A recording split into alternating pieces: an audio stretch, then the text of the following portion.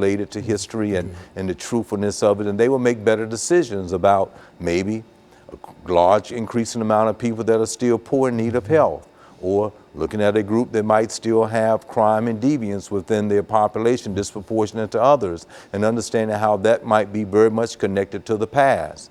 But again, if you don't know about it, going back to College of Wilson, then you wouldn't have any thought patterns about how to solve the problem if you don't know what happened in the past. So I think it's very important. In other words, we can't get away from African American History Month, week, or whatever, because it all delivers the same kind of inspiration and the same kind of thing that you're talking about here. Is that what we're saying? That's exactly what we're saying. And that to the degree to what we'll know about it, we'll be able to come up with better decisions to then improve the society and social system in which we live in by understanding that. And I think Dr. Du Bois was excellent at that in his classic book entitled The Souls of Black Folks. In the same way, wanted people to be aware of the issues that were very much prevalent earlier, and they need to be understood and known today. Yes. Very good. And of course, we're getting ready for our second commercial break, and when we come back, we'll have 10 minutes, and this will give you an opportunity not only to talk about African American history as the 21st century, but what can be done in terms of improving the social, economic, and political status of the African American, because I think that in a real sense, Woodson was in favor of whatever that is. And of course, we'll be back with our audience following this very, very short commercial break.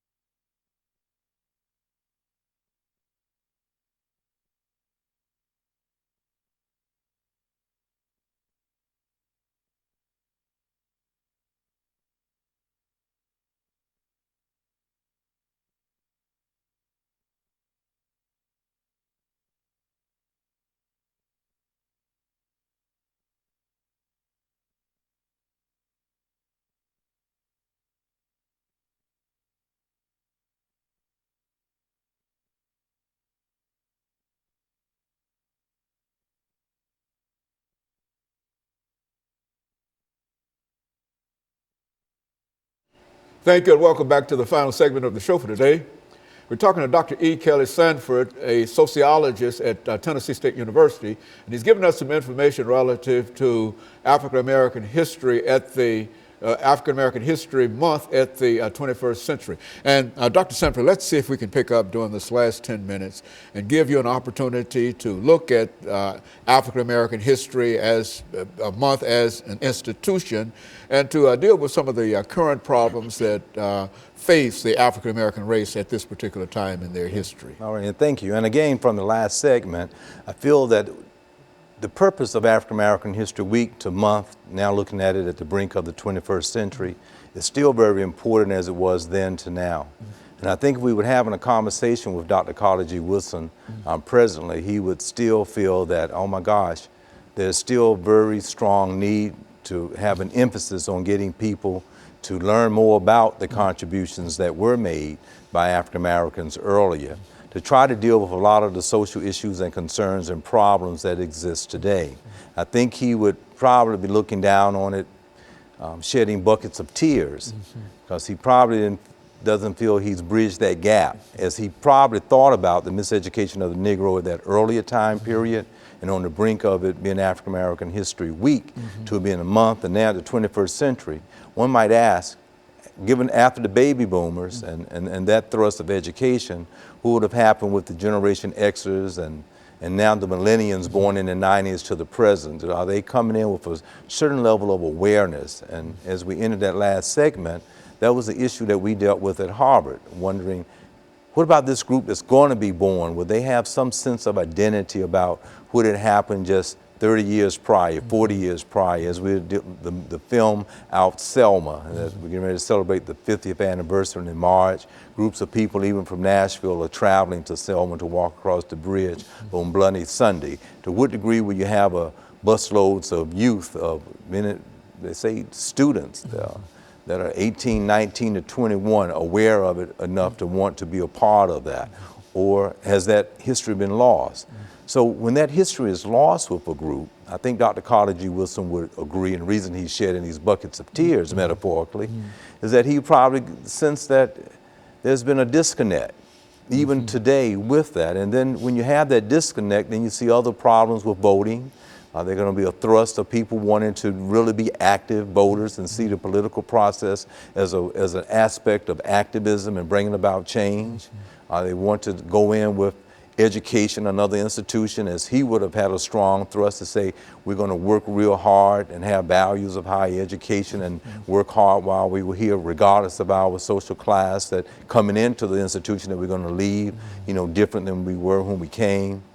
We'll look at economics. I want to ask the question, well, where are African Americans in the whole economic process? The middle class right now, and see that things have been a bit deplorable. They are not as large as they were when children now in college looking at their parents. It's going to be much more difficult in this technological telecommunication society in which we're living in. And I think some of that, as we look at it institutionally, is connected to what he referred to as that miseducation. It's still very present today as it was then, because we had a sense of that history. I think by and large, people will go at it in a different way. Now, I'm not trying to reduce it to just the African American experience. I want us to understand that Dr. Carter G. Woodson, as well as Du Bois, as well as Thurgood Marshall, Andrew Young, Dr. Martin Luther King, everyone in that forefront of bringing about a movement did something that helped all people within America to be better citizens and America to be a better America. Because if you didn't have that Civil Rights Act, you didn't have that Voting Rights Act, you wouldn't have had Title X. Institutions of higher education just weren't fair to women and say, well, we want to let women just have academic and student scholarships like they did for the men. It was because of the civil rights movement that caused that act to come about to give opportunities for women. When you go into places of business, males would have always had that opportunity. It was that whole civil rights movement that allowed women to have equal opportunities to be on the air, even here at this place that we are talking today, to be on newscasts, to be able to be the next president of the United States. All of those acts helped our society and our institutions to become a better place for democracy. So I think when we look at these contributions from the past to the present, looking at the brink of the 21st century and the importance of African American History Month, it's real important that we understand those contributions as more than just celebrating the contributions from slavery to freedom, but also constitutional changes that has impacted our entire society, that has helped everyone cherish from it. So I think when he looked at that whole idea of the miseducation, you probably can see how other ethnic groups that are coming that are not informed about those contributions can very easily be misinformed and would say, well, look, we've just been here 2 generations and my parents couldn't speak the language and now I've gone to an institution of higher education, economic, and I'm doing well. Well, what about that other group? What is their excuse? And they could take a very conservative view on looking at things politically and vote against something like affirmative action that is still very present, that not only helped African Americans, but it helped women to have opportunities as well. But people could be very swayed looking at that if they don't know the history. Hence, Dr. Carter G. Woodson, the miseducation. So I think this History Month is a time to reflect on that. As I hope it's a time for institutions and other issues like that will be brought to bear so people can discuss it. I would hope it to be a time of someone looking at your program, and parents will go back and say, hey, let me reflect and let me tell my kids about my grandparents, great-grandparents, and that history, because it's important for them to know that and not to be embarrassed about it, but they were able to have the fruits of all of that struggle so that we could be, as a society, where we are today. And those contributions need to be shared. And we live in this telecommunications society today where there's no excuse, because on the smartphones, if you're using it in a smart way, you could know about the information. Almost anything. Anything you want to know. Yes, yes. Right before I walked in, I just said, let me just curiously, Google Dr. And it has, you can go to the library, and see things. So we're living in an age where we should have a huge increase in knowledge about these contributions. But sadly to say, there's a strong sense there's a decrease in information and certainly a sense of consciousness of kind of African Americans today to say, well, because I have this feeling of consciousness, I'm going to see the film Selma. Or because I have this sense of consciousness, I'm going to do better than the past generations that were here to try to improve myself and to contribute to the American society, or to understand African History Month and try to share it in a way of breaking down white supremacy racism in a society where that's still very prevalent.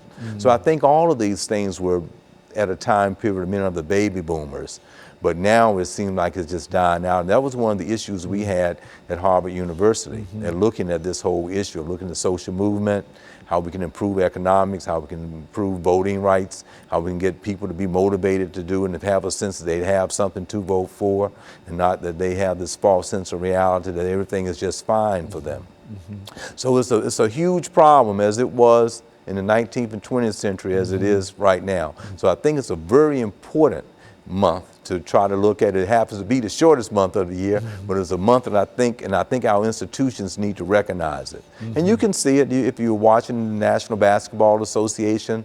Even at the last All-Star game, they did a wonderful job at having the shirts to recognize it. So you're seeing certain institutions like that, in the entertainment institution, recognizing it. Hence, I think he would be shedding, a big smile, Dr. Carter G. Woodson, looking down on how that came into fruition, that we have all these international National Basketball Association players, and they are walking around with a shirt on celebrating it, and they are reaching out to communities, doing projects, doing it, and that's what we need to do in our communities as well. And so finally, you would say that African American History Month, Negro History Week, whatever you call it, is very, very important in terms of bringing together knowledge not only for African Americans in reference to the past, but for all ethnic groups and all cultures and et cetera. Would you agree with that statement? I absolutely would.